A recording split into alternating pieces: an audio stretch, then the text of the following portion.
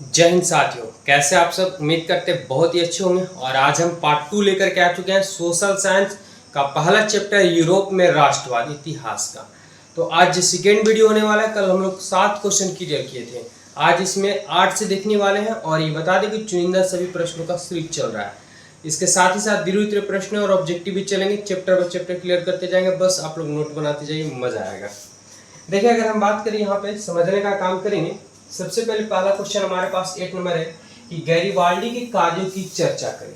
ये question already पूछा के भी गया है 2014 में और 16 में भी, और पूछे जाने की संभावना है। ठीक है, तो आइए इसके बारे में जानते हैं। गैरिबाल्डी के कार्यों की चर्चा करें।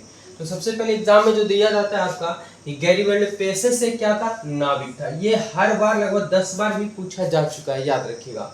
तो गैरिबाल्डी पेशे से एक नाविक था। गैरिबाल्डी, ध्यान देंगे, सिसिली और नेपल्स पर आक्रमण कर वहां गणराज्य नियम कानून, ठीक है, तो गणराज्य की स्थापना किया।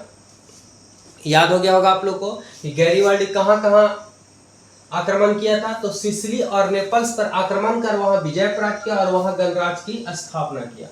गैरिबाल्डी ने जब रोम पर आक्रमण की योजना बनाई तो काबूल ने रोम की रक्षा के लिए अपनी सेना भेजी। देखिए, यहाँ पे कहानी में ट्विस्ट हो जाती है। क्या होती है कि जब गैरिबाल्डी जो है यहाँ तो गणराज्य स्थापना कर दिया सिसिली और नेपल्स पर, उसके बाद गैरिबाल्डी ने जब रोम पर आक्रमण करना चाहा, किस पे, रोम पर आक्रमण करना चाहा, तो काबूल ने, कौन काबूल, ठीक है, तो काबूल ने रोम की रक्षा के लिए अपनी सेना भेज दी। ठीक है, अब समझने काम कीजिएगा। इसी बीच गैरिबाल्डी की भेंट काबूल से हुई। किससे, तो काबूल से भेंट हुई। किसको, गैरिबाल्डी की। अब वह दक्षिणी इटली के जीते गए। कौन दक्षिणी इटली को जीत जाता है, तो ये गैरिबाल्डी। तो गैरिबाल्डी वह दक्षिणी इटली के जीते हुए भाग को, यानी क्षेत्र को, विक्टर इमैनुअल, ये बार बार पूछा जाता है कि गैरिबाल्डी कौन सा भाग जीतता है, तो दक्षिणी इटली को जीतता है। और किसको सौंप देता है, तो वह सौंप खुद राज नहीं करता है, बल्कि विक्टर इमैनुअल द्वितीय को ये सौंप देता है।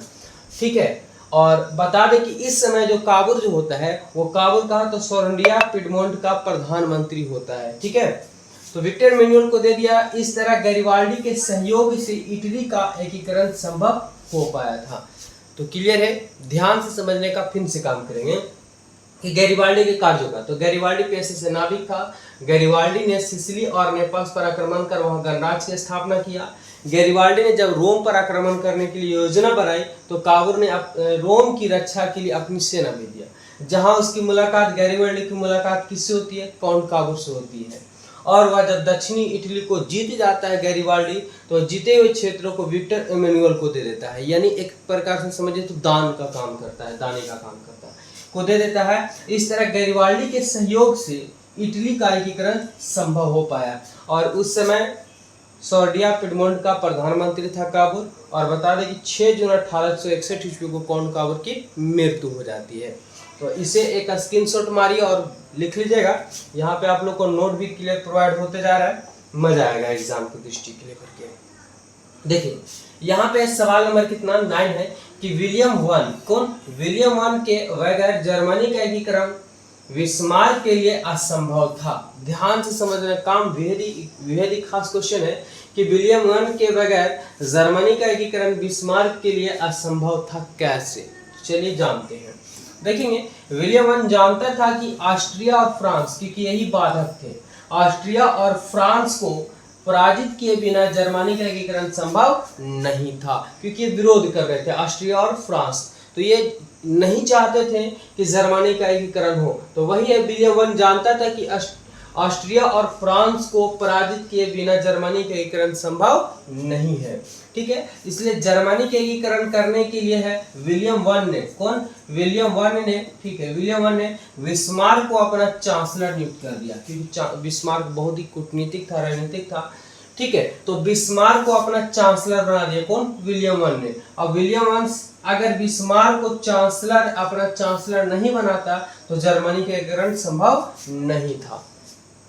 तो यहाँ पे देखें क्या कि विलियम वन के बगैर जर्मनी का एकीकरण बिस्मार्क के लिए असंभव था। कैसे, तो क्या हुआ कि विलियम वन जानता था कि ऑस्ट्रिया और फ्रांस से बिना पराजित किए कभी भी जर्मनी का एकीकरण संभव नहीं है। इसलिए वह दिमाग लगाता है कि जर्मनी का अगर एकीकरण करना होगा तो विलियम वन ने बिस्मार्क को अपना चांसलर नियुक्त कर दिया। और जब चांसलर नियुक्त कर दिया तो वहाँ है ना चांसलर नियुक्त कर दिया, तो फिर जाकर जर्मनी का एकीकरण संभव हो पाया। अगर चांसलर नियुक्त नहीं करता तो जर्मनी का एकीकरण संभव नहीं हो पाता। चलिए इसे भी एक स्क्रीनशॉट मारिए, आगे बढ़ते हैं। प्यारे बच्चों ये 2 नंबर वाले क्वेश्चन हैं सभी के सभी, और यहाँ से पूछे जाएंगे 100%। चलिए सवाल आ गया कि वियना कांग्रेस की 2 उपलब्धियां बताना है। ये 2000 बोर्ड एग्जाम 2021 में पूछा गया, 2 उपलब्धि बताना है। तो देखिए वियना कांग्रेस की 2 उपलब्धियां निम्नलिखित है। पहला क्या हमारे पास कि पुरातन व्यवस्था की पुनर्स्थापना। जैसे भी लोकतंत्र, लोग वोट देते हैं, इस वर्ष से पहले राजतंत्र हुआ करता था, लोकतंत्र नहीं हुआ करता था।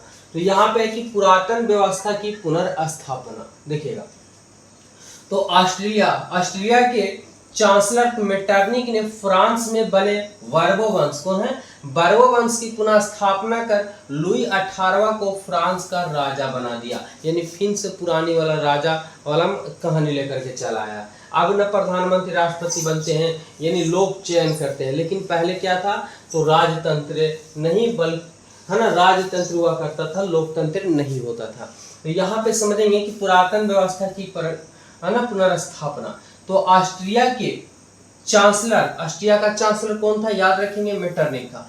तो ऑस्ट्रिया का चांसलर ने फ्रांस में बने बर्बो वंश की पुनर्स्थापना कर, कौन सा, बर्बो वंश की पुनर्स्थापना कर लुई 18वां को फ्रांस का राजा बना दिया। पहला। दूसरा पॉइंट, गणतंत्र एवं प्रजातंत्र का विरोध करना। ठीक है, गणतंत्र हो या प्रजातंत्र हो, गणतंत्र या प्रजातंत्र का विरोध करना। ठीक है, देखेंगे तो मेटरनिक ने 1789 के फ्रांस की क्रांति है ना क्रांति के दिन गणराज्य एवं प्रजातंत्र का विरोध था। कौन विरोध था, तो मेटरनिक। किसका, तो गणतंत्र एवं प्रजातंत्र हो। गणतंत्र यानी जो नियम कानून से चलते हैं, प्रजातंत्र यानी राजा नहीं बल्कि प्रजा, पब्लिक के हिसाब से चलेंगे। क्योंकि आज भी हमारे देश में जो भी चयन करते हैं, हम लोग वोट देते हैं तो प्रजा ही देता है, जिससे आज आम पब्लिक लोग बोला जाता है। तो राजा और प्रजा मतलब पब्लिक। तो गणतंत्र एवं प्रजातंत्र का विरोध करता था कौन, मेटरनिक। तो मेटरनिक ने 1789 के फ्रांस की क्रांति के दिन गणतंत्र एवं प्रजातंत्र का विरोध था।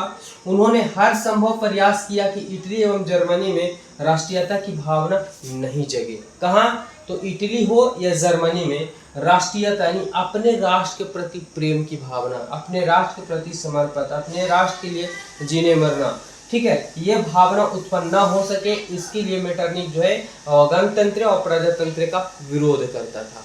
तो ये 2 उपलब्धियां थे वियना कांग्रेस की। उम्मीद है कि आपको अच्छे से समझ में आ गया होगा। आइए आगे बढ़ते हैं प्यारे बच्चों। अगला क्वेश्चन है कि जर्मनी के एकीकरण के लिए बिस्मार्क ने कौन सी नीति अपनाई थी। अभी जस्ट हम लोग पढ़ लिए थे बिस्मार्क के बारे में। ठीक है, ये क्वेश्चन पूछा भी गया है, देख ले होंगे आप लोग 2012 में, 14 में और 16 में लगातार पूछता ही जा रहा है। तो जर्मनी के एकीकरण के लिए बिस्मार्क ने ठीक है रक्त और लौह की नीति अपनाई। ये आपसे पूछा जाता है कि रक्त और लौह की नीति किसका, बिस्मार्क का। तो जर्मनी के एकीकरण के लिए बिस्मार्क ने रक्त और लौह की नीति अपनाई। बिस्मार्क जानता था या मानता था कि बिना सेना के जर्मनी का एकीकरण संभव नहीं है, बिना लड़े बिना सेना के ये एक जर्मनी का एकीकरण संभव नहीं है। इसलिए उसने डेनमार्क हो, ऑस्ट्रिया हो तथा फ्रांस के साथ युद्ध किया था। किसने किया था, तो बिस्मार्क ने। उम्मीद है कि आपको अच्छे समझ में आ गया होगा, फिर से समझें। तो जर्मनी के एकीकरण के लिए बिस्मार्क ने कौन सी नीति अपनाई थी, तो सिंपल सी आंसर यहीं पे छुपा होगा कि जर्मनी के एकीकरण के लिए बिस्मार्क ने रक्त एवं लौह की नीति अपनाई थी। क्योंकि वह जानता था कि बिना सेना के, बिना लड़े यह कभी भी जर्मनी का एकीकरण संभव नहीं होगा। इसलिए इसने 3 युद्ध किए थे, डेनमार्क के साथ, ऑस्ट्रिया के साथ और फ्रांस के साथ युद्ध किया था, तब जाकर के जर्मनी का एकीकरण संभव हो पाया था। तो प्यारे बच्चों, ये 2 मार्क वाले जो क्वेश्चन है हमने पूरा क्लियर कर दिया। अब इसके बाद जो कल वीडियो आएगा वो आपका 5 नंबर वाले वीडियो आएंगे, 5 नंबर वाले सवाल, और उसके बाद ऑब्जेक्टिव का पूरा एक लाइव क्लास ले लेंगे। तो आप लोग चैनल को सब्सक्राइब कर लीजिए और वीडियो को ज़्यादा से ज़्यादा शेयर कीजिए। धन्यवाद, मिलते हैं वीडियो में। जय हिंद।